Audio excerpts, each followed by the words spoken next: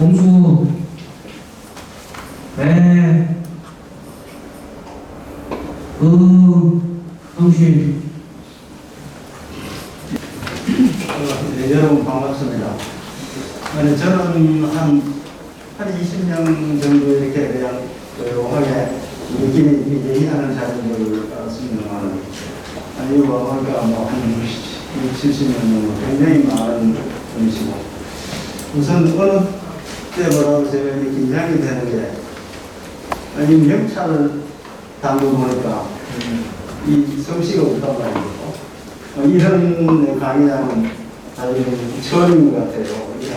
완전히 종중에 계신 분들이고, 또 어떤 의미에서는 조상을 모시고 그런데 행사를 하고 이런데 다 전문가들인데, 제가 오늘 강의 이렇게 뭐 대충 준비해가지고 말씀드려도 되나 할 정도로 또 걱정이 됩니다. 제가 뭐 특별히 한국의 명가라고 해서 제가 전문가도 아니거든요.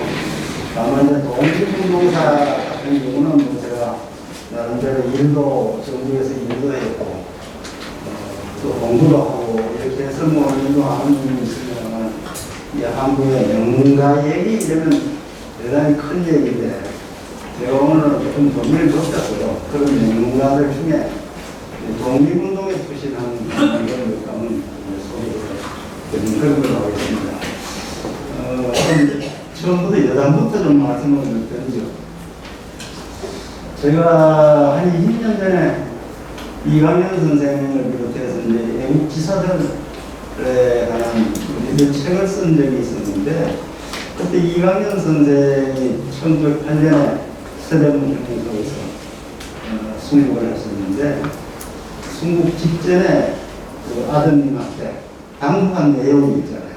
여기 보면 이번 옷 그대로 과천 대군 묘소 국내에 묻어라, 이렇게 유언을 하신 셈인데, 제가 이제 과거에 경제기획원을 왔다 갔다 하면서 예산도 협의하고 하면서 과천에 다니면서 또 제가 또 문경 사람이기도 하고, 이강현 선생님도 문경 한참 어른이시고, 그래서 그 과천에서 그걸 뭐 어디에 있나 하고 이렇게 궁금하게 생각했는데, 거기에 이제 이 2호선을 타고 다니면서 우리 방배역 그 앞에 우리 남부지청이라고 있거든요.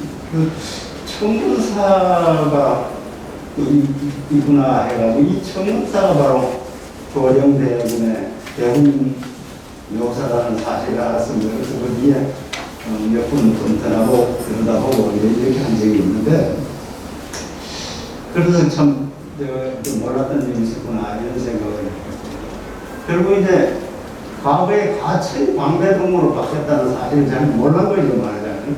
과거에는 과천 땅이었단 말이에요. 두 번째는 제가 그 상도동 근처에 쭉 한 30년을 살았어요. 최근에 이제 옮겼습니다만, 거기에 보면 지덕사라고 양녕대군을 모시는 사당이 있습니다. 그 지덕사라고. 그래서 그 지덕사를 들어가 보면 제일 먼저 보이는 게 도광제라고 있어요. 도광제. 그 도광제라는 게, 도광이라는 말이 이제 빛을 감춘다는 뜻이잖아요. 우리 그 양녕대군께서 빛을 감추고 사셨다는 것인가 하고 이제 그런 생각을 했습니다만, 그 도광제 바로 그 가기 전에 보면 그 탱자나무가 하나 있어요. 탱자나무가 황화전에 있는데, 그 탱자나무가 봄에 조금 늦게 꽃이 피지만, 이 꽃이 피면 조그마한 노란색 꽃이 피게 되는데, 가시 사이에, 가시 사이에 이렇게 아주 조금 작고 노란 꽃이 이제 피는데, 제가 이런 걸 보면서 그것도 무슨 도망과 관계가 있는가 이런 생각을 했어요. 고향에, 제가 살던 고향집이 탱자나무 물차지로 꽉 차 있습니다. 지금도 마찬가지인데. 그래서 그 탱자나무 집이라는 소리를 듣고 자랐는데, 그 탱자에 대해서는 어릴 때부터 보고 자랐죠. 이렇게 제가 어릴 때부터 지금까지 생각하는 그대로 있는 거 보면 수십 년을 지은 거 있잖아요. 제가 70년, 거의 70년을 그냥 무대에 있는 거예요, 그 나무가. 생야나무에서 참 꽃에서 참 미묘한 그런 생각을 좀 갖게 됐는데, 귤화미지라는 말, 아시는 분 있으실 거예요. 귤화미지라고 해가지고, 귤나무와 해수를 걸으면 생자나무가 된다. 그런 뜻이죠. 중국에서 해수관 중간 때문에 강남에서는 같은 생자나무인데, 나무처럼 생겼는데, 강남에서는 귤이 달리지만은 강북으로 가면, 나는 중국 강북으로 가면 생자가 달린다는 뜻인데, 그런데 사실은 생자가 향기는 훨씬 더 좋습니다. 제가 어릴 때부터 많이 느꼈는데, 약효도 더 좋죠, 생자가. 귤보다는. 이런 생각을 해보면, 결국은 어떤 도강제하고 또 생자나무에서 같이 느끼는 것은 뭔가 절제하고 인내하고 이런 것이 바로 그 인간의 품격을 얘기하는 게 아닌가 하는 그런 생각을 했습니다. 지금 우리 천권사, 지덕사 그 말씀을 들었으면 숙종의 사역이라고 그러지 않습니까? 맞죠? 네, 숙종 때 사역을 받았는 분이라고 하는데 좀 얘기가 길어집니다만 이 얘기가 사실 좀 재미가 있어요. 그래서 한번 좀 들려드릴까 하는데, 중국의 주나라가 하은주 이렇게 나가잖아요. 역사시대로 얘기하면 하나라, 주나라, 은나라, 주나라 이렇게 나가는데, 주나라가 대개 기원전 11세기부터 시작됐다고 이렇게 본단 말이죠. 그때 그 제후의 하나였던 게 이제 주나라가 그 당시에는 제후국에 불과했단 말이죠. 은나라. 나중에 와서 상나라라고 합니다만은 그 상나라의 제후였죠. 제후였는데 그때 그 고공담보라는 분이 그 주나라를 창업한 문왕의 할아버지 되는 분인데, 고공담보라는 분이 아들을 셋을 키웠다고 합니다. 그래서 첫째가 태백이고, 둘째가 우중이고, 셋째가 계력인데, 그 고공담보가 후계자로 그 셋째 아들을 생각을 하고 있다는 얘기가 알려지니까, 첫째와 둘째, 태백과 우중이 삼천리로 도망가서 살았다. 그래서 사라졌다는 얘기죠. 근데 이런 걸 말하자면 도광이라고 얘기할 수 있는 거죠. 빛을 감추고. 그래서 이제 말하자면 그 치세를 도와주기 위해서 도망을 갔다. 이런 얘기인데, 그 계력의 아들이 바로 그 문왕이거든요. 그 나라를 창업한 문왕인데, 정식으로 희창이죠. 오늘 주나라의 성씨는 희씨거든요, 희씨. 희창이 이름이 창이고, 서백후, 서백의 이제 제후라는 뜻의 그 희창인데, 그 희창이 이제 그 강태공을 얻어가지고 주나라를 이제 창업에 이제 깃털을 다니게 됐는데, 그 문왕의 아들이 무왕이죠. 무왕이 실질적으로 주나라를 만든 그 분인데, 그 문왕이 아들이 성왕인데, 성왕이 굉장히 어린 나이에 즉위를 했고, 무왕이 일찍 죽었기 때문에 성왕이 어린 나이에 즉위를 했는데, 그거를 그 섭정을 한 것이 말하자면 그 무왕의 동생이 되는 그 주공이라는 사람인데, 이 주공이라고 하면 공자가 가장 존경했던 그 이인이죠, 말하자면. 왜냐하면 권력에 욕심을 부리지 않고 조카를 위해 가지고 헌신했는데, 그 옆에서는 굉장히 헐뜯고 이런 사람들이 많았어요. 언젠가는 조카를 쫓아내고 왕권을 잡을 것이다 하고 자꾸 말하자면 뒤에서 이제 그런 작업이 작당이 벌어지고 이러는데도 불구하고 꿋꿋하게 성왕을 보좌해가지고 무왕 성왕의 시세를 밀었는데, 이 스토리하고 그 우리 그 양령, 고령, 충령 세 군의 스토리하고 흡사해요. 그래서 충령이 이제 우리 세종이 그 왕권을 이제 승리해 개성을 해가지고 이 조선의 치세를 닦았지 않습니까? 그 주나라에서 무왕, 성왕 이렇게 이은승하고 똑같은 그런 케이스입니다.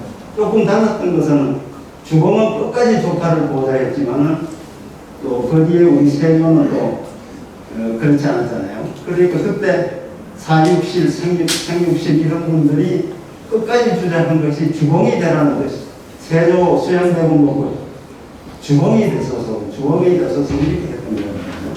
뭐 이런 스토리를 제가 좀 그 말씀을 드리는 것은 상당히 이 흡사하기도 하고 배울 거 있다 이렇게 해서 좀 말씀드리는데 그 아시는 대로 지덕사는 태백은 지덕하다 또 청권사는 우중은 청권하다 뭐 이제 여기서 나왔다고 해요. 공자의 논어에 나오는 얘기라고 그랬는데요.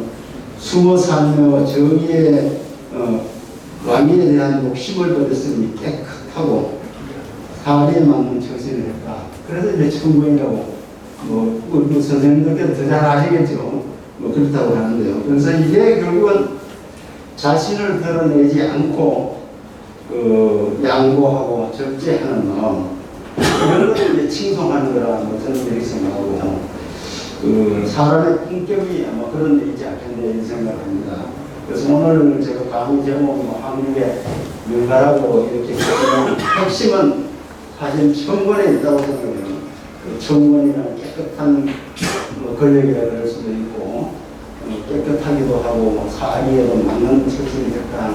이것이 사람의 품격을 얘기하는 게 아닌가 이런 생각이 듭니다. 그래서 뭐 제목은 제가 좀 거창하지만은 독립운동 좀 명문가 중심으로 말씀을 드리려고 합니다. 명문가 하면 가장 먼저 생각나는 게 뭐겠습니까? 우리가 그 대걸 같은 고택이나 종택 이런 것이 가장 먼저 생각이 나잖아요. 근데 뭐 전국에 우리 고택이 많이 있죠. 특히 이제 경상도권에 굉장히 많은데 농암종택, 대개종택, 합봉종택, 임청각, 뭐 보온종택 등등 많이 있죠. 그리고 또 그 집성촌들도 뭐 많이 있잖아요. 뭐는 내항마을이라든지 그다음 하회마을이라든지 또 동화의 주실마을이라고 동화에 쓰고 있는 분도 있으시면 주실마을 동화가 아니고 영남의 주실마을 또 동화의 답실마을 뭐 이런 데인데 그 봉하라는 데는 조그마한 거지만 전국에서 고택이 제일 많다고 그래요. 그리고 또 우리 해남의 윤선도 고택, 노구당이라고도 있고, 수사고택, 수당고택, 뭐 송영구 고택, 서울에도 윤모선 가옥이라든지 백인제 가옥, 뭐 북촌 가보셨을 건데요. 그 북촌 얘기를 좀 하면 그 북촌이 개발한 분이 일제강점기에 정세권이라는 분인데 그분은 그 평생을 일본식 집을 짓지 않았대요. 한옥을 지음으로 자기는 그것이 우리 민족권을 보존하는 것이다 이렇게 생각해서 일본식 주택을 짓지 않았는데 그 북촌 가해동에 가보면 그 옛날에 그 한옥들이 이제 그 정세권 선생이 개발한 그것이 남아있죠. 남아있는데 이분이 1942년 조선의학회 사건이라고 해가지고 맞춘 그 말모이 이제 그 사건에 연루가 돼가지고 연루가 된 이유는 지금으로 말하면 한글회관 조선의학회 회관을 그 양반이 지어가지고 그 제공을 했단 말이죠. 그 후원자 역할을 했단 말이죠. 조선의학회 그러다 보니까 이제 그 재산도 다 강탈당하고 나중에 완전 무일푼이 되어버렸어요. 근데 뭐 그래도 조금 다행스러운 것은 수년 전에 이 독립운동가로 인정이 돼서 이제 독립유공자가 됐죠. 우리가 이제 전통적인 명문가 이렇게 이제 좀 얘기를 하면 첫째는 과거에 급제를 해가지고 그 벼슬을 얼마나 높이 많이 길게 대대손손했는가 뭐 이런 걸로 보통 우리가 생각해 봤던 것 같아요. 그래서 이제 우리 그 상신이라고 하는 삼정성을 보고 상신이라고 하잖아요. 정일품 이건 그게 한 366명 정도 된대요 조선시대에.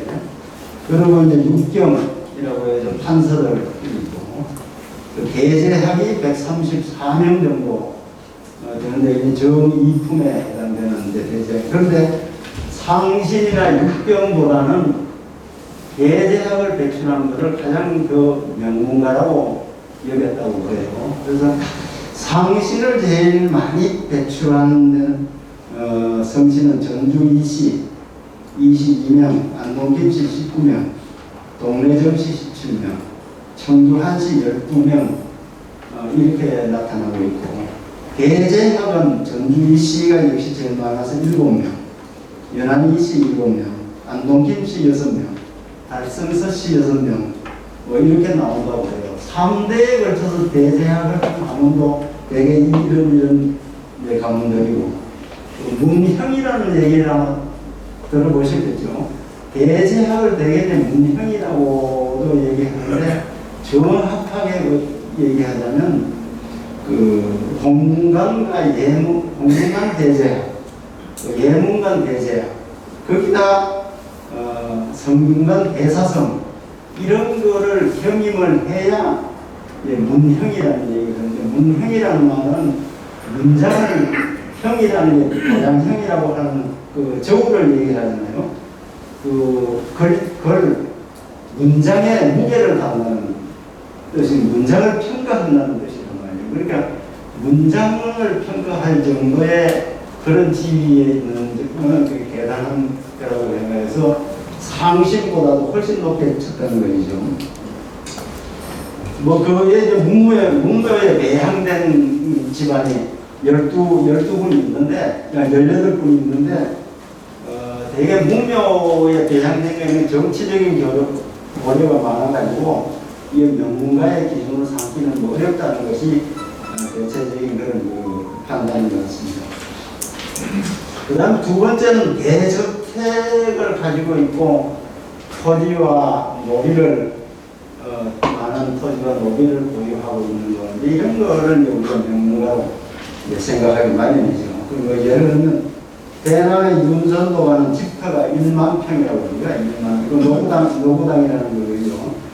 장원이 내게 토지가 50만 평 정도 됐다고 그러고요. 우리가 유명한 경주 천자 같은 경우는 집터는 2,000평 정도지만은 그 후원이 1만 평 정도 된다고 해요.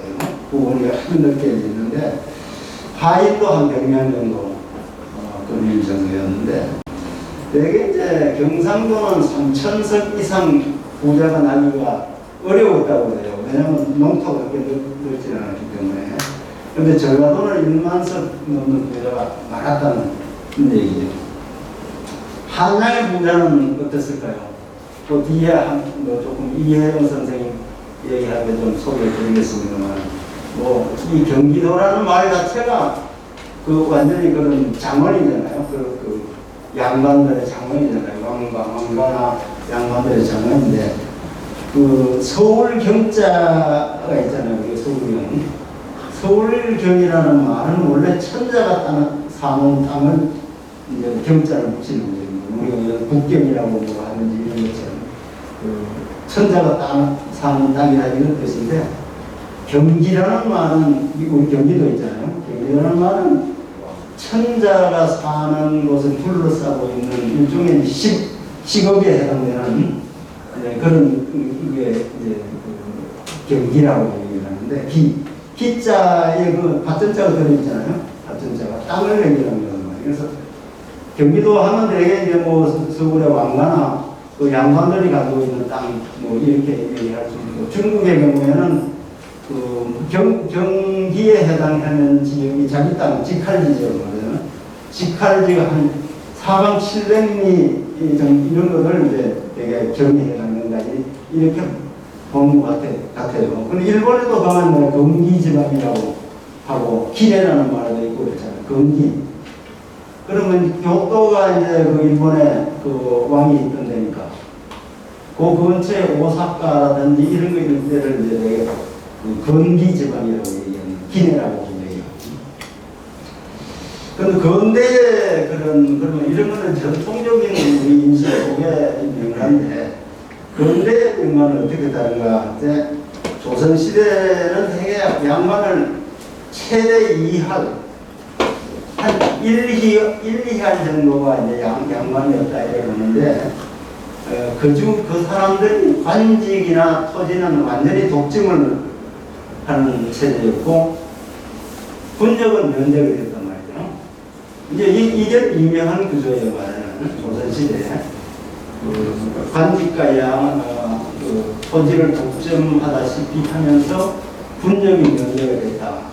이런 사회에서는 명예의식이라든지 책임의식 이런 것이 좀 생겨나기 어려운 구조가 아니었을까 이렇게 생각하거든요. 일제가 침략이 시작됐을 때부터 명문 거족들의 처신은 두 가지만 나타나게 되는데 첫째 하나는 토지의 기득권을 인정을 받고 그 자기도 받고 은사들도 받고 이렇게 해서 협력하거나 또 소극적인 친을 하거나 또는 친을 하거나 뭐 이렇게 해야 되는데 자기를 받은 사람이 76명이라고 그러는데 그 중에 56명이 당시에 집권을 하고 있던 노론에서 나왔다는 거예요. 네. 그 다음에 두 가지 중에 하나는 이제 이런 사람들이 있었던 반면에 의병이나 또 의병을 일으키고 망명해서 독립운동을 하고 하는 이런 한 분들이 있는데 일찍이 이제 의양 유인석 선생님은 처변 삼사라고 그래가지고요. 별난에 말하면 처해가지고 지켜야 될 세 가지 수칙 이걸 얘기를 했는데 그게 한 첫 번째 하나가 거의소청이라고 해가지고 의병을 일으키는 것이죠. 그러니 유인석 선생, 유학년 선생, 의 선생 뭐 이런 분들이 해당이 되겠죠. 거지수구라고 해가지고 망명을 해서 독립운동을 이어가는 거 이런 거 이제 이혜정 선생, 이상용 선생, 김동삼 선생 뭐 이런 분들이 있을 거예요. 그 다음 자정치명이라고 해가지고 자결을 하는 거죠. 그래서 민영환, 이범진, 신경무관을 하는 민영환, 그 다음에 이제 러시아 공사를 하는 이범진 선생, 또 의정을 한 또 고병세 선생, 매천항현 선생 뭐 이런 분들 다 자결을 했잖아요. 그런데 아직 우리가 명가의 개념이 벼슬을 중심으로 하는 것이 전통적인 그 관념이 많이 남아있긴 한데 이걸 좀 새롭게 가야 되지 않나 이런 생각하고 우리 제가 여기 소령내군 모시는 분이 좀 전에 정권사에서 책을 이렇게 낸 게 있더라고요. 우리 부국인문이라고 해가지고 이런 것처럼 그 임진왜란 이후에 쭉 부국에 나섰던 분들을 이렇게 정리해 온 게 있는데 이런 것이 바로 이제 명가의 새로운 전통이 되어야 되지 않겠냐 이런 생각을 합니다. 그래서 결국은 이게 이제 앞으로 노블레스 오블리지가 있느냐 없느냐 이런 걸 가지고 이제 명가의 기준을 삼아야 할 때가 되지 않나 이런 생각을 하게 됩니다. 그럼 노블레스 오블리지라는 게 뭐냐 이런 걸 또 조금 제가 좀 설명을 드리고 가야 되겠고 제가 이 부분에 관해서는 우리나라에서 상당히 연구를 많이 한 사람 중에 해당이 될 거예요. 노블레스 오블리지 이걸 제가 우리 그 책도 공인의 품격이라는 그런 책을 통해 가지고 세계의 노블레스 오블리주 그걸 소개한 적도 있는데 이 노블레스 오블리주라고 하는 것은 높은 사회적 신분에 상응하는 도덕적 의무를 의미하는 것인데 결국 신분이 높으면 높을수록 더 많은 책임을 져야 된다는 뭐 그런 뜻이죠. 이제 프랑스에서 나온 경우인데 귀족성은 의무를 갖는다. 귀족에게는 의무가 따른다. 양반은 양반다워야 된다. 뭐 이런 거하고 똑같은 얘기예요. 귀족은 귀족다워야 된다. 근데 이걸 쭉 제가 그 원고를 좀 찾아보느라고 해가지고 인터넷 검색을 하다가 독일의 하이델베르그 대학이든가 어디 도서관 사이트에 들어가니까 이 책을 제가 발견을 했어요. 그래서 제가 그 책을 쓰면서 소개했는데 우리나라에서 이 원본을 찾아낸 사람이 있어요. 제가 알기로는. 근데 제가 아주 그 간단한 한 줄인데 너무 놀라서 올리지라는 거는 이게 1908년에 공식적으로 나왔더라고요. 아카데미 프랑세즈라고는 프랑스 아카데미죠. 우리나라로 말하면 뭐 여기 학술원 같은 이런 건데 이게 종신회원제로 되어 있는 그런 조직인데 거기에 피에르 마르크 가스통이라는 사람이 그 검언직을 내렸는데 그 검언직 속에 이게 딱 이렇게 한 줄로 등장하더라고요. 이 피에르 마르크 가스통의 부친은 프랑스 육군 원수를 역임을 했고 그래서 내비의 공작을 받은 분인데 이 자기를 자기한테 개선을 해가지고 근데 대혁명이 나가지고 자기는 이제 영국으로 이제 피신경 망명을 하게 됐는데 부인과 아이들이 기업선에서 처형이 됐어요. 이 피에르 마르크 가스통의 부인과 아들이. 근데 이 당시에 아마 대혁명으로 인해 가지고 귀족들의 명예와 자존감이 아주 실추되는 그 시점에서 나온 그런 경구가 아닌가 이런 생각을 하게 됩니다.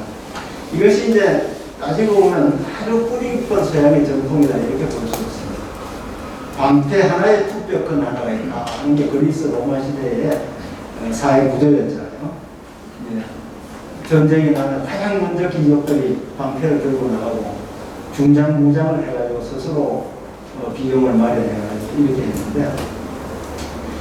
이제 유럽이 우리나라는 1948년에 대한민국 정부가 수립되면서 모든 사람들한테 남녀 공의 평등권 그다음에 참정권이 보장이 됐잖아요. 근데 유럽의 경우에는 이 참정권이 확대되는 과정이 굉장히 길었어요.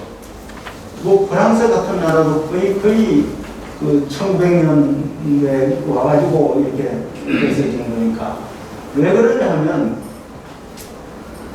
교양이 있고 재산이 있는 계층이 사회에 책임을 져야 된다는 그런 오래된 게 있는 거예요. 그리스 로마 시대로부터 그 중산층 귀족들이 전쟁이 나면 스스로 세금도 내고 스스로 장비를 마련해가지고 전쟁에 나가는 책임. 어느 정도 어떤 교양과 재산을 갖춘 사람이 사회의 역할을 더 많이 해야 된다 이런 거 있는데 사회의 역할을 못하는 사람한테 왜 참정권을 주느냐 이래서 유럽에서는 참정권이 굉장히 늦게 이렇게 된 거예요. 뭐 심지어 유럽 국가 중에도 우리나라처럼 1948년 뭐 이때 와가지고 참 여성에 대한 참정권이 주어진 나라들도 있잖아요. 여기는 다 이제 뭐 유학을 하시고 이러시지만은 누가복음에도 이런 얘기가 나와요, 그대로. 그러므로 무엇이든지 남에게 대접받고자 하면 너희도 남을 대접하라. 하는 기독교 교리에서도 노블레스 오블리주를 느낄 수가 있거든요.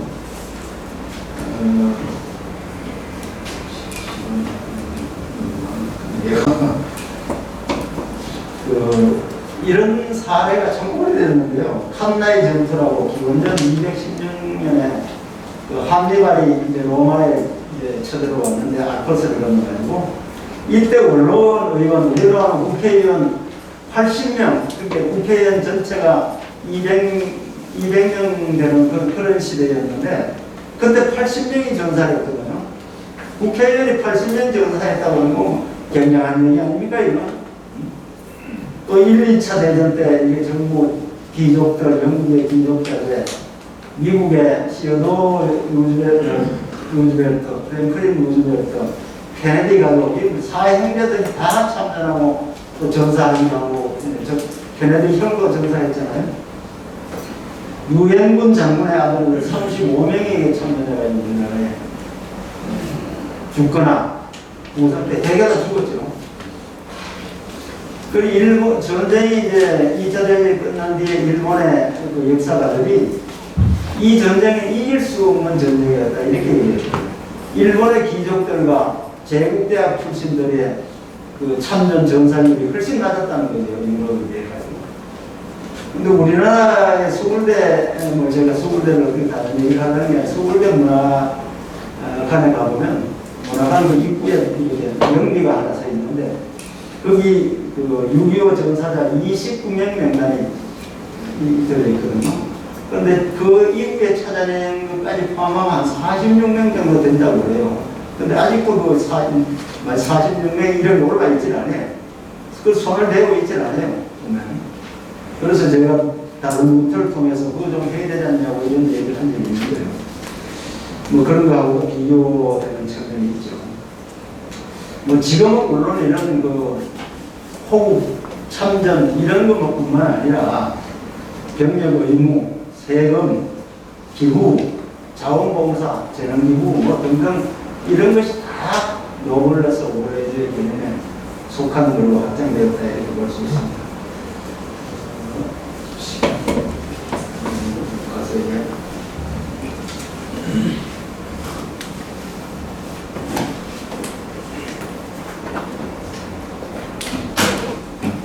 조금 12시 좀 넘어도 한명씩 예. 감사합니다. 요 얘기 꼭 드리고 싶은데 시간이 좀 갈 것 같아가지고 제가 터키 2001년에 백선엽 장군을 모시고 터키를 간 적이 있었습니다. 6.25 50주년을 기해가지고 그런 행사지라는 걸 갔는데 요새 터키를 우리나라에서 뭐 티르키예라고 터키에서 부르는 말로 그대로 이제 국명을 바꿔가지고 방송 같은 데도 나오고 하죠. 네. 거기에 가서 그 가보면 이스탄불에 있는 돌마 바우체 궁전이라고 하거든요. 그래 터키 가보신 분들은 제일 먼저 그걸 방문한 게 그게 돌마 바우체 궁전인데 그게 바로 보스포러스 그 바닷가 옆에 이렇게 돼 있거든요. 아주 아름다운 궁전인데 그 프랑스의 이제 그 궁전을 본따가지고 만들었는데 이 궁전을 세우고 난 뒤에 70년 만에 그 오스만 터키가 망했어요. 망했는데 뭐 큰 궁전을 세우고 나면 나라로 망한다는 식으로 그렇게 되었는데 아주 아름다운 궁전이에요. 근데 1923년에 터키 공화국이 수립이 되면서 그 술탄의 통치권이 박탈이 되고 황실 멤버 116명이 국외로 추방이 되는데 그때 추방의 명령서가 첫째 모든 재산은 남겨두고 떠나라. 두 번째 24시간 이내에 출국하라. 50년간 입국이 금지된다. 이렇게 이제 그 추방의 조건을 달고 보내버렸는데 그때 이제 황태자가 몇몇 오르하니까 우리는 14살, 뭐 15살이라고 그러기도 하는데 육군 사관학교에 재학 중이었는데 이 황태자도 원래는 황태자는 아니고 나중에 이제 그 서열이 바뀌어가지고 황태자가 되는데 이 오르한이 추방이 돼가지고 레바논, 헝가리, 이집트 심지어 일본에서 끌어들였더라고요. 이용하려고 일본. 미국, 브라질, 알바니아, 프랑스 온 나라를 전전하면서 택시 기사도 하고 선박 공장의 노동자도 하고 수리공이 선박 수리공 사진사도 하고 또 뭐 안내문도 하고 이런데 9개 국어를 구사를 했다거든요. 그 세상 얼마나 세계를 얼마나 많이 다녔으면 9개 국어를 했어요. 물론 또 그 왕자 시절에 또 외국어 교육 서양에서는 왕자는 우리 조선시대 외국 그 왕자들한테 외국어 교육 시켰다는 얘기 제가 잘 못 들어봤는데요. 유럽에서는 그 왕자들한테 제일 먼저 교육시키는 게 언어 교육입니다. 물론 이 언어 교육 받은 것도 있을 거예요. 그럼 마지막에는 파리의 묵은 묘지 안내원으로 생활을 하다가 은퇴를 했는데 매월 160달러를 연금으로 받았다고 해요. 그래서 160달러면 뭐 돈을 20만 원, 이런 정도 해가지고 그 프랑스 남부 니스에서 조금 한 칸짜리 아파트에 살았다고 그러는데, 그렇게 이제 1974년 50년이 딱 지났어요. 입국이 금지된 50년이 지났을 때 신청을 하니까 받아주시거든요. 아직도 왕실에 대한 어떤 향수 같은 거 자극하고 싶어서 터키 북부에서 그 받아주지 않았는데, 1992년에 83세가 되었을 때 허용이 돼가지고 관광객 자격으로 입국을 해가지고 그 도나바우체 궁전 앞에 줄을 서가지고 쭉 들어가가지고 그 궁전 내부를 둘러보고 나와서 출국하기 전에 그 보스포러스 해협의 다리가 지금은 4개로 일어났습니다. 네 번째 다리가 어느 나라에서 만든 거 아시죠? 한국에서 했습니다. 그렇죠. 그게 일본이 하나 만들었고요. 그 유럽 다른 데 만든 것이 원래 3개가 있었는데 이제 하나가 더 만들었죠. 그 보스포러스 해협에 있는 그 다리 위에 올라가가지고, 근데 택시를 타고, 그 사람이 못 다니는데, 택시를 타고 올라가가지고, 잠시 바람을 쐬겠다고 그래가지고, 택시에서 내려가지고, 그, 난간을 붙들고, 그 향수에 젖어가지고, 눈물을 흘렸다고 그래요. 이 장면이 어떻게 또 알려졌는지, 또 카메라맨이 뒤따라 다녔는지 알려졌어요. 그러니까 이제 국민들이, 당신은 떠나지 말고, 우리하고 같이 삽시다. 또 정부에서도 그 거처를 마련해주고 이랬는데, 이 양반 얘기가, 제가 오늘 이 얘기를 말씀드리기 위해 가지고 그런 말씀드리는 거예요. 나는 터키를 위해서 한 푼의 세금도 낸 적이 없습니다. 나는 그렇기 때문에 떠나야 됩니다. 이렇게 하면서 프랑스로 되돌아갔는데, 그 침대 옆에다가 터키에서 가져온 그 흙을 하나 쌓아놓고 있었고, 간직하고 있습니다. 공항 벤치에 나와 앉아서 비행기를 쳐다보면서 그 향수를 달래다가 2년 후에 사망을 했는데, 다시 그 뒤에 보니까 그 묘소도 제대로 쓰지 못해가지고 막 집단 묘역에 그냥 같이 이렇게 혼합이 돼가지고, 사실은 제대로 자기 자치대로 나는 당기지 못한 이런 부분이 있는데, 이 얘기를 사실은 내가 그때 이 얘기를 듣고 와가지고 꼭 추적을 해가지고 사실관계를 밝혔는데, 어떤 데는 이 얘기 약간 인터넷상으로 떠도는 경우가 있는데 그 정확치 않아요. 꼭 정확하게 추적하고 이걸 추적하느라고 여기 이스탄불 문화원장도 제가 만나기도 하고 막 만나가지고 이걸 좀 대상전해가지고 지난번에 그 책에다가 반영을 하고 요거는 하나는 이제 사례 2, 경주 채국자집, 요거는 이제 우리나라에 노블레스 올리리라 이렇게 얘기하는데, 그 경주 채국자집이 경주 교동 계림 근처에 그 요섭공주가 살았다고 하는 요섭궁 자리라고 해요. 근데 그 일대에 해당되는 최진립이라는 분이 25살에 임진왜란 정묘제라는 때 가솔들이 이끌고 의령장으로 활동을 했고, 이제 27살에 민가에 급제를 했는데 32세에 관직에 올라가지고 경험공사, 경기수사 뭐 이런 걸 지냈다고 해요. 공주 영장을 맡고 있다가 이제 병작으로 해나자 그 남한산성이 포위됐을 때 병력을 이끌고 영문으로 와서 청군과 대치하다가 이제 전사를 한 것이 이 경주 최씨 집안의 직접적인 조상이라고 해요. 그 이대의 그 아들 최동양, 손자 최국선, 이렇게 해서 이제 9대 진사, 12대 만석군. 근데 만석군이라고 할 때 이제 정확하게 8천석만 해도 만석이라고 해요.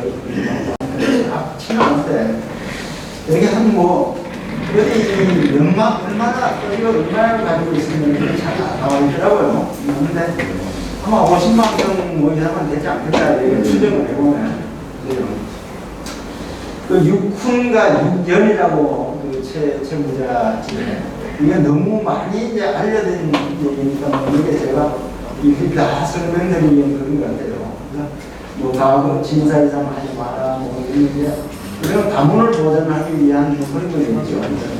재산 만성 이상 지니면 소정료가 한 7할 8할 되던 시절에 소정료를 5할 이상은 받지 않았다는 거거든요. 10년에 땅을 사지 마라. 또 가격을 조합을 내려가라. 사방 갱리와 행문 정도 하라. 이렇게 하라. 그래서 기주에 구멍을 뚫어놓고 사람들이 그 말하는 필요한 쌀 같은 거 가져가게 이렇게 먹게 했다는 거잖아요. 며느리들은 뭐 시집오선 또한 무명옷을 입게 해라 등등 뭐 이런 거가 이제 육풍에 있는 거예요. 이게 가훈이죠 말하는. 육연이라는 것도 있는데 이제 생활 수칙이라고 하죠. 자처, 초연, 대인, 대연, 뭐 여러 연 여섯 가지가 있는데 이거 뭐 일일이 다 이제 성경들이 이런 거고요. 그런데 이분들이 이제 일제 강점기에 어떻게 처신을 했는가 이게 중요한 것이죠. 그래서 제가 보기에는 이 육변에 해당되는 것 중에 유사 감전이라고 있는데 이를 당해서는 용감하게 대처를 하라. 뭐 이런 게 이제 하나의 명령 중에 하나인데 뭐 이런 것을 했기 때문에 진정한 명가가 된 게 아니냐. 그래서 이게 다른 조금 조선시대 명가하고 조금 이분들은 벼슬을 한 분들이 아니잖아요. 물론 이제 뭐 이런 그 정성 3명보다 대제학 1명이 중요하고 대제학 3명보다 처사 1명이 더 중요하다. 뭐 이런 얘기도 조선시대는 있었다고 해요. 그러니까 처사나 이런 벼슬을 하지 않으면서 사회에 기여하는 것 이것이 이것도 대단한 중요한 가치였다고 볼 수 있겠죠. 11대 이제 최현식이라는 이제 강복단이라든지 국채보상운동 이런 게 참가를 했는데 독립운동을 보상은 뭐 아직 못 받았더라고요. 12대의 최준이라는 분은 이제 백산 안희제라고 유명한 그 백산상에 있잖아요. 이걸 통해 가지고 임시정부에 독립 자금을 이제 대하는 그런 역할을 했는데 이렇게 하다 보니까 거금 한 130만 원, 벼 3만 석 정도가 되는 거예요. 만석분이라고 1년에 한 3만 석이면 3년 동안 걸어들인 거 다 해당되는 정도가 되겠죠. 백산상해를 통해 가지고 이제 이걸 이제 독립자금으로 사용하게 했는데 그 돈을 이제 그 식산은행 등의 이제 재산 거기서는 대출을 받아가지고 주는 이런 식으로 하는데 그 재산이 압류가 돼가지고 나중에 또 그거는 이제 그 아주 아리가는 그 식산은행 총재가 이 집을 많이 드나들었나 봐요. 그래서 교동법주 또 교촌법주라고 하는 요새 경주법주가 뭐 그런 거잖아요.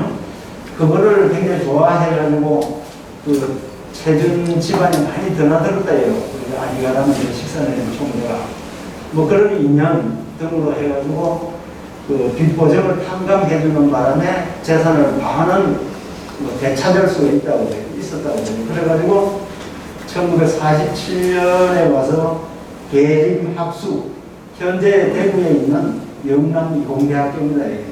그 다음에 대구대학 현재 영남대학교이고 이걸 설립해가지고 기부를 해가지고 이게 뭐 이병철 씨한테 넘어갔다가 다시 뭐 영남학원이 되고 뭐 이렇게 됐는데 마지막 만석분이 바로 최준이고 그 이후에 말하는 이 학교의 돈을 다 재단을 넣고 난 다음에는 재산이 없어요. 지금 재산이 있는 상태에서 그러니까 막이 내렸는데 최준 선생은 1990년에 건국훈장 예족장을 받았습니다. 그러니까 이제 등급이 높진 않아요.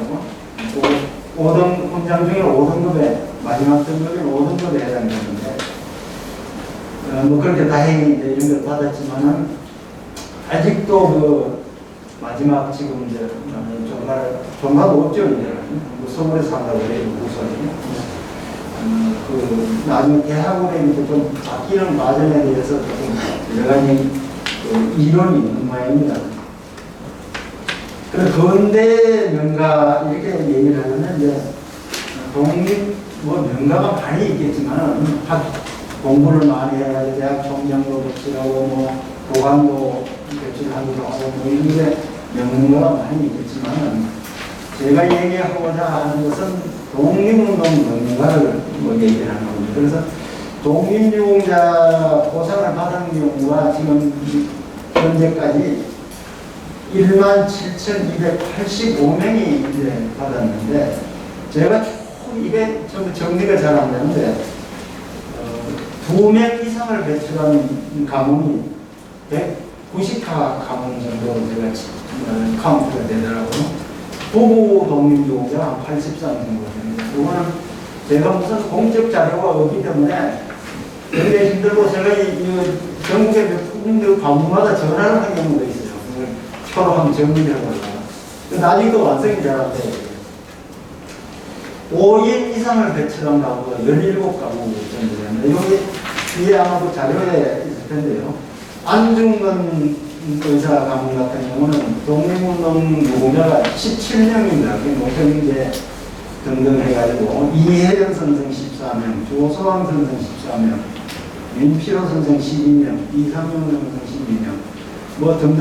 그런데 우리가 유한순 같은 경우도 유한순 한 분만 생각하잖아요. 그래서 우리가 9명이에요. 유한순의 부모가 바로 아우레 장터에서 바로 그냥 군분당 순국하죠. 그리고 뭐 거기 사촌도 있고 오빠도 있고 또 올케도 있고 그리고 뭐 표를 참고하시면 되니까요. 첫 번째 하나 소개해드리고 싶은 게 부당 이혜영 선생 가문입니다. 경북이 있습니다. 여기 특징으로 하자면 육형제 독립유공자가 한 사람도 빠짐없이 다 육형제가 너무 독립운동 출신이다 이렇게 볼 수 있습니다. 백사 이항복 선생의 후손이고요. 대대로 도관 대작을 했는데 그는 조선의 최고 명문가라고 할 수 있죠. 그래서 그 이혜영 선생의 부친 이유성은 이조 판서를 하시고 숙부 이유원은 명의령을 하시고 그 시점까지도 조선시대 말까지도 굉장히 높은 그 벼슬을 한 군주입니다. 일가의 그 재산이 토지가 726필지 267만 평이라고 합니다. 이게 여의도 면적의 3배라고 하는데요. 그 남양주의 화도라고 있는데 거기 가공이 그게 252만 평이고 그 지역이 다 그 이유원의 어떤 그 땅이었다고 해요. 그래서 서울에서 80리 정도 된다고 하는데 남의 땅을 뭐 밟지 않고 거기 왕래를 했다 뭐 이런 정도였는데 이유성의 그 둘째 그 이석영 선생, 그러니까 이혜영 선생의 둘째 형이죠. 이석영 선생이 바로 이유원 숙부의 양자가 돼가지고 이 재산을 물려받았어요. 그래서 이 재산을 1910년에 팔아가지고 40만 원을 만들었다고 해요. 그래서 뭐 나중에 수기 이런 걸 보면 그 갑자기 처분하느라고 사실 헐값에 넘겨서 40만 원을 만들었다는데 쌀 한 가마니가 3원이었다고 해요. 3원. 이걸 뭐 이렇게 계산을 해보면 뭐 600억 내지 1000억이라고 얘기하는데 그 재산적인 가치로 그냥 놔뒀다고 생각하면 수조원이 넘는 땅값이겠지 말이야. 그 하인들을 포함해서 60여 명이 만주로 가서 신흥강습소, 나중에 신흥무관학교가 있는데 이걸 세워서 3,500여 명의 독립운동을 제출했다. 근데 이시영 선생, 나중에 이제 부통령을 하시죠. 초대 부통령. 5째 아들인데 이시영 선생을 제외하고는 5형제가 전부 돌아오지 못했어요. 거기서 병사하거나 해가지고 한 분만 유일하게 생존하셨는데 남산 자락에 그 예장동이라고 있습니다. 지금 해계로 하고 가지고 볼장인데 거기 가면 무당 이혜영 기념관이 작년에 새로 오픈을 했어요. 그 옛날에 안 입고 있던 자리 이런 걸 정비를 하면서 이렇게 했는데 거기에 가면 그 우당 선생의 부인 이은숙 여사 이분은 이제 독립공인데요. 그 유필로 쓴 서강도 시동이라는 것이 이렇게 전시가 되고 있는데 거기에 보면 하루 걸로 두 손녀를 잃고 또 젖먹이 아들을 땅에 묻었다 하는 대목이 나와요. 이렇게 손녀를 둘이 동시에 잃고 자기도 아들, 젖먹이 아들도 뭐 옛날에는 그렇잖아요. 며느리 뭐 아이가 먼저 놓기도 하고 그런데 옛날에는 땅에 묻었다 하는 그 애절한 뭐 이런 그 서강도 시동이 보여주는데 거기 가면 한번 또 가보셨으면 좋겠다 하는 생각이 들어요. 이혜영 선생은 난초를 그려가지고 그거를 해서 칼을 얻었고 또 이현숙 여사는 삭바느질로 총을 샀다 뭐 이런 표현을 하고 있는데 한번 가보실 필요가 있겠다 이런 생각입니다. 두 번째는 수당 이남규 선생님 얘기인데요. 충남 예산 대솔이라는 곳에 가면 수당 도택이라는 게 있습니다. 지금도 기념관도 있고요. 여기는 그 순영군 이경금의 여식 이효숙이 이제 말하자면 왕가의 여인이죠. 이효숙이 이산해라고 왜 드라마에도 많이 나오잖아요. 임진왜란때 이산해의 그 손자 이구하고 결혼을 했는데 이구는 이산해가 굉장히 아끼던 손자였다고 해요. 그렇게 똑똑하고 그래서 장원급제를 했는데 바로 그 여자를 해버렸어요. 그렇게 해서 졸지의 남편을 잃고 그 예산으로 그 이효순이 이거를 해가지고 집안을 중흥을 시키고 애도로 이제 벼슬을 했는데 그 구한말에 와서 이제 아주 그 모든 풍파에 시달리게 됐는데 거기에 직계 종손이 수당 이남규 선생입니다. 이분이 이제 4대 조선시대 4대 문장가라고 해가지고 이건창, 황현, 김태경, 이남규 이 네 분을 조선시대 말 그 유명한 문장가로 소문이 나 있었고 이남규 선생은 그 단체 신체호의 스승이기도 하고요. 이분은 이제 안동 관찰사도 하고 중추원 의관도 하고 그러다가 이제 을미사변 후에 그 영흥 부사직을 사임하고 낙향을 했는데 1905년 을사 늑약이 체결되면서 청토 석소라는 그 상소를 올리죠. 그래 합심해가 저걸 토벌하자 그랬는데 전 그 얘기가 참 좋아요. 제가 그 자료는 못 실었죠. 불의의 존재함은 어려움에 마음만 갖지 못하고 불의로 사는 것은 의로움에 죽는 것과 같지 못합니다. 하물며 의가 틀림없이 많았는데도 죽지 않고 불의가 틀림없이 존재하는데도 죽지 않겠습니까? 아주 대쪽 같은 의미를 드러내는 그런 장면을 보여주고 있습니다. 이분이 1906년에 홍주, 그게 지금의 이제 홍성이죠. 홍성의 민종식 의병장에 이제 선봉장에 임명되기도 했고, 또 민종식 의병장이 피해가지고 있을 때 보호, 집에서 보호도 하고, 제기를 모색하다가 일본군에 이제 체포가 됐는데, 그때 아주 성비는 죽일 수 있어도 욕보일 수는 없다. 그런 사가살, 사가욕, 불가욕, 사가살, 불가욕 이런 유명한 말을 가지고 감화를 하고 말하면 끌려가는 게 아니라 내 자신에서 가겠다 하고 이제 일본을 상태 이제 끌려가다가 원양 외암리에서 장남 이충구, 하인 김홍길 이 세 사람이 동시에 피살해서 순국을 했거든요. 이 사실이 이제 알려지면서 그때 하수봉이라는 하인이 그 12군데나 자상을 내준다고 해요. 그런데도 막 그 목숨을 구해가지고 이제 달려와가지고 알려가지고 이 사실이 알려졌죠. 그때 이제 장손은 이성복이라고 13살에 불구했어요. 근데 집안을 수습하고 이분도 선대에 이어가지고 조부와 아버지 뒤를 이어서 독립운동을 하다가 서대문 형무소에서 감옥을 맞이했죠. 그래서 이게 3대 독립운동이라는 게 나왔어요. 이남규, 그다음 이충구, 그다음 이성복. 이렇게 이 세 분이 대전현충원에 한 줄에 나란히 이 안장이 되어 있는데 그 옆에 김원길, 하인의 묘로 같이 딱 여기 있어요. 4명이 딱 여기 있어. 언제 한번 대전에 가시면 그거 한번 찾아보시면 안 되겠네요. 근데 이걸로 끝난 게 아니고 정손자가 이장원 중인데요. 6.25 때 정사대가 서울 26번 여기 있는 제가 가가지고 뭐 사진도 찍고 그랬는데 그 4대가 국민여지에 들어가 있는 거는 아마 제가 보기엔 유일할 것 같아요. 뭐 더 찾아보면 모르겠습니다만 4대가 국민여지에 안장이 이런 지가입니다. 그리고 정손녀는 이현원이라고 간호장교 중이었는데 6.25에 참전했는데 수당 이남규 선생의 손녀가 되기도 하지만은 또 해이금 일사의 정사를 맡았던 이상설 선생의 외손녀이기도 합니다. 자녀들도 다 정손자녀가 6.25에 참전을 하고 이랬어요.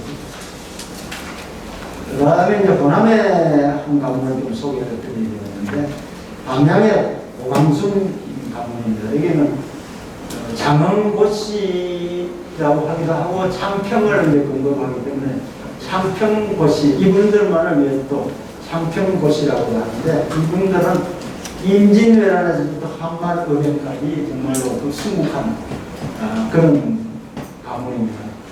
그래서 임진왜란 때 고경명 의병장하고 그 창남 고인우가 금산 전투에서 전사를 했고요. 또 장남 고종우는 진수성 2차 전투에서 마지막에 난간에 몸을 들여서 순전을 했습니다. 이 3부자가 말하자면 임진왜란 때 순사를 했는데 그래서 이제 불천이 뭐 저보다 더 잘 아시겠죠. 4대 봉사 제안하는 것도 다 풀고 사당에서 계속 모실 수 있고 하면 가문의 굉장한 게 영광이죠. 불천을 받은 그런 가문입니다. 그런데 그 분들의 후손 고인 후에 직계혈손이 고광순 의병장인데 한만 의병장 1895년 그 을미사변이 났을 때 봉기를 해가지고 지리산 명곡사에 들어가서 유격전을 벌이다가 1907년 8월에 순국을 했습니다. 그때 그분들이 깃발을 하나 태극기를 하나 썼는데 그게 불원복 태극기라고 해가지고 머지않아 불원이라는 말은 머지않다는 뜻이거든요. 머지않아 회복할 수 있다 뭐 그런 뜻을 태극기에 써가지고 불원복 태극기라고 하는데 이게 우리나라 태극기 역사에 중요한 자료가 되고 있죠. 이 집안에서는 뭐 우리 그 고광순 의병장의 동생 고광훈, 또 제종 고광문, 사위 기산도 의병장 뭐 이런 걸 포함해서 4분이 독립유공자고 또 가까운 족친 3분 합하면 7분이 독립유공자를 배출한 그런 집안입니다. 또 그 성균관 직격을 하다가 고향에 내려가는 고정규라는 분들이 고선 중에 창평협조라는 걸 세워가지고 김성수라든지 김경로 초대 대법원장 김경로 이런 분들의 권한인재를 배출하는 것이 또 이 집안 창평고씨들의 역할이었죠. 그 영남의 학공 김성일 가가 있고 호남의 제공 고명가가 있는데 이 두 가문 영호남의 두 분의 대표적인 명가인데 이분들의 교류가 상당히 있었고 그런 스토리가 있는데 오늘 시간 나도 좀 제외라고 생각하도록 하겠습니다. 그다음에 4번째는 진천에 그 신팔균 선생이 있는데 그 평산신씨죠. 이건 완전히 독립운동의 멸문이 된 가문이에요. 그래서 제가 좀 소개를 좀 시는데, 예, 독립군 지도자 심판준 선생은 강화도 조약의 정권 대관을 맡은 신원의 손자입니다. 그러니까 대대로 장신 집안인데, 장신이라는 말은 무관 집안이죠. 무관 집안인데, 고조부도 신홍유라고 군den대장을 했고, 정조부는 부사를 했고, 조부인 신헌은 국가에 급출해서 전도사, 황도수는 통제사, 한선 판명 다 이런 걸 못하고, 강화도 조약, 또 조미풍산수호조약의 대표를 맡은 대단한 분이죠. 그분의 손자가 바로 진팔균인데, 이분은 독립군 지도자로서 남만 삼천의 한 분으로 유명한 분이었어요. 그래서 남만 삼천이라고 그러면 정천 지대영 선생, 그 지청천 장군을 얘기하는 것이죠. 경천 김경서 장군, 또 김경천 장군이라고 할까요. 동천 심팔군, 이렇게 세 분이 유명한 독립군 지도자였는데, 이분은 대한제국의 육군 무관학교를 졸업하고 안개 진리대에서 육군 정의로 근무를 하다가 경술 부치를 당해가지고 만주를 방문해서 신흥 무관학교 교관을 하고 대한통일부 군사위원장 겸 총사령관으로 크게 활약을 했는데 1924년에 전사를 했습니다. 일제의 사주를 받은 마적단의 석기를 받아서 거기서 싸우다가 전사를 했는데, 이 대한통일부의 남은 지도자들이 이 사실을, 전사한 사실을 숨기고, 그 당시에 부인이 임신 중이었는데, 그 임수명이라고 해가지고, 이 임수명은 간호사 출신이었어요. 뭐, 이 두 분이 만난 스토리로, 이제 말하자면, 심판균 선생이 병원에, 말하자면 병원에 들어가지고 숨었다가, 이제 이 만나가지고, 오늘 결혼을 하게 됐는데, 이 임신 중이었기 때문에 기부를 시켰단 말이죠. 그런데 뒤늦게 이제 남편이 죽었다는 사실을 알고 낭망을 했는데, 그때 둘째 아들이 또 병으로 죽었어요. 그러니까 이제 완전히 시비에 빠져가지고 젖먹이 딸과 함께 응급 자살을 하고, 또 심판균 선생의 장남이 나중에 죽었어요. 그래서 한 가족의 심판균 선생을 비롯해 5명이 그냥 비명에 간 그런 집안인데, 서울 현충원역에 독립유공자 묘역에 가면 그 심팔균 임수명 부분 합장묘가 있습니다. 언젠가 한번 돌아보시면 확인할 수 있습니다. 그 다음에 석주 이상용 선생 얘기를 좀 드리겠습니다. 이거는 보성이시고요. 이것도 더 3대 독립유공자입니다.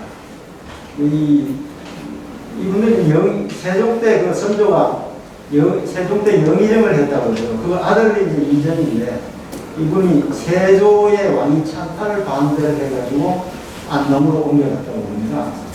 그 석주 이상용 선생이 출생한 그 임천각 유명하죠. 임천각 선생인데, 아홉 칸에 이제 철도 부설로 해가지고 한 절반 정도는 걸렸다가 지금 보건공사를 하고 있다고 합니다.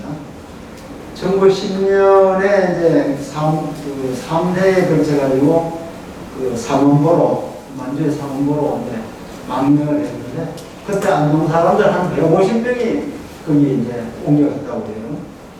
그 이혜영, 앞에 말씀드린 이혜영 선생, 김동상 선생 이런 분들과 경학사라는 조직도 만들고 신앙무관학교를 설립했는데, 서로 군정서 총재도 하고 또 임시정부 초대 국무경, 그러다 이제 1932년에 만주에서 발생했는데, 이분 집안은 본인, 부인, 아들, 그 다음 손자 부부 6분, 또 두 동생, 이상동 선생, 이봉희 선생, 또 조카, 당수, 이런 거 다 포함해서 3대에 걸쳐가지고 3대, 뭐, 직계는 아니지만, 뭐, 당수까지 따지면 4대가 되겠죠.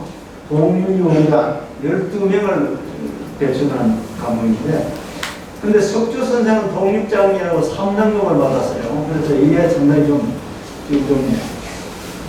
성격이 좀 문제가 있지 않냐, 뭐 이런 얘기도 좀 제기되고 있죠.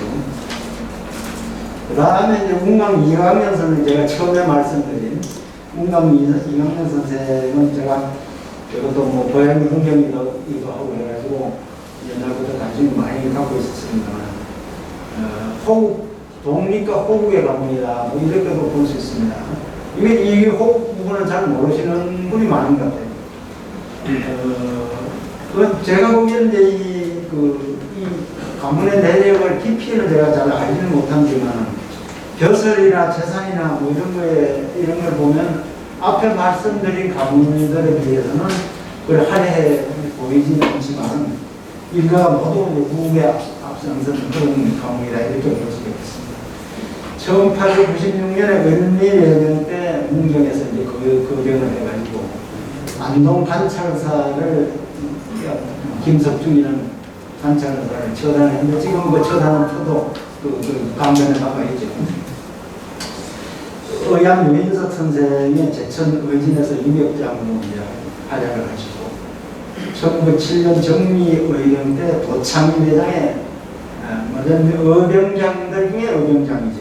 도창리 대장이 표대돼서 가평, 포천 뭐 이 지역까지도 북상할 정도로 올라갔다가 1908년 6월 제천 청풍 작설 범죄에서 부상을 입고 체포돼서 그해 10월에 서대문경무소에서 처형이 됐는데, 뭐 거의 선생하고 같은 그런 시기에 처형이 된 것 같아요. 그리고 이때 우리 감옥이라든지 이런 사법권이 완전히 일본한테 넘어가 있어요. 이 1907년이 아직 대한제국 시절인데도 다 넘어가 있었어요. 이게 왜 이렇게 됐냐면, 1907년 헤이거 밀사 사건 이후에 일본이 신해벽을 벌려가지고 사법권이라든지 감옥사무 이런 걸 다 빼앗아 갔거든요. 그러니까 뭐 우리 조정의 역할을 할 수가 없었죠. 이제 장손, 이강년 선생의 장손이 경찰관으로 있었는데, 이봉규라고 6.25 때 정사를 해서 독립에서 호국으로 인정 가문이라고 보겠습니다. 서울경찰청이나 경찰청 앞에 조그마한, 경찰청 건너편에 조그마한 경찰공원이 있어요. 아주 조그마한 공원인데, 거기 가면 6.25 때 정사한 경찰관들 이름이 다 새겨져 있는데, 이봉규라고 딱 새겨져 있습니다. 이거 제가 가서 사진도 찍어가지고 가지고 있습니다. 이외에도 뭐 더 많은 얘기가 많이 있습니다. 영양의 주신마을의 한양도시, 호원종택이라고 하는 이런 거도 있고, 여기에는 아주 조지은 시인이 나온 것이기도 하고, 또 우리 고려대원장 옛날에 이병철 사위, 사위 조운해라고 했잖아요. 이분도 거기 유명한 한양도시 그쪽이죠. 익산의 작은 마을에 진천 송지 송명리 모태 뭐 이런 것도 유명한 소개할 만한 분입니다. 그 외에 김우선생, 손정도, 신규식, 이창호, 이범진, 조소왕, 거기 뭐 등등의 일종의 근대적 전문가들 이런 얘기가 많이 있으니까 시간상 우리 중이고요. 충분히 전달을 못한 것 같습니다만, 이런 건 사실은 좀 PPT를 좀 정리해서 그림도 이렇게 사진도 보여드리고 이렇게 해야 좀 흥미도 있고 이해할 수 있는 특집 모델을 소개하라 이렇게 말씀드립니다. 저는 역사는 운이 있다고 생각합니다. 역사는 항상 가야 하는 방향으로 언젠가는 간다고 봅니다. 우리 사회가 이렇게 좀 복잡하고 이래도 결국은 명예를 존중하고 하는 이런 노블레스 의미가 있는 사회, 이런 사회로 반드시 간다고 보고, 또 오늘 여러분들과 같이 이런 문화활동, 이런 걸 통해서 선교를 해요. 노블레스 원리를 이런 걸 배우는 것도 굉장히 의미가 있다 이렇게 생각합니다. 오늘 짧게 경청해 주셔서 감사합니다.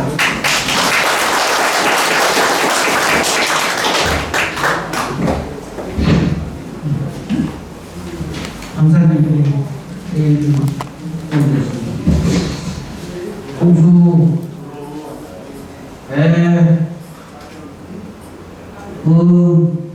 당신 수고하셨습니다. 감사합니다.